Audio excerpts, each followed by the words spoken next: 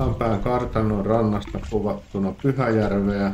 Siellä näkyy Tampereen keskusta, Tornihotelli, Hotelli Ilves.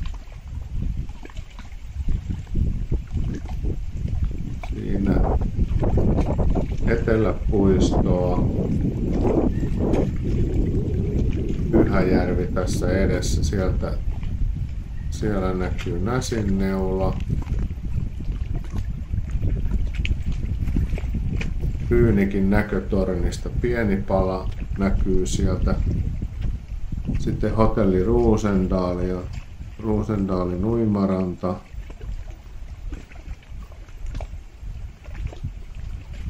Vanha Pyynikin Trikon tehdasalue näkyy siellä savupiippuineen. Viikinsaari. Rajasalmen silta siellä näkyy kaukaisuudessa Viikinsaaren vasemmalla puolella. Siellä näkyy jo naapurikunta Pirkkalan taloja.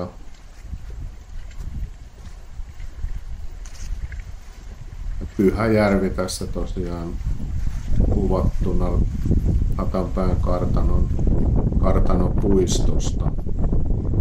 Siellä Härmälän ranta. Sitten taas takaisin päin. Siellä se Rajasalmen silta näkyy. Viikinsaari.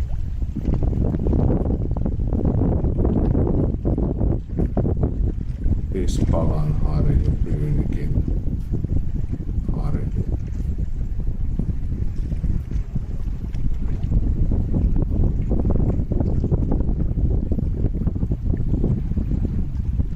Ringendaalin savupiippu, Takon savupiippu.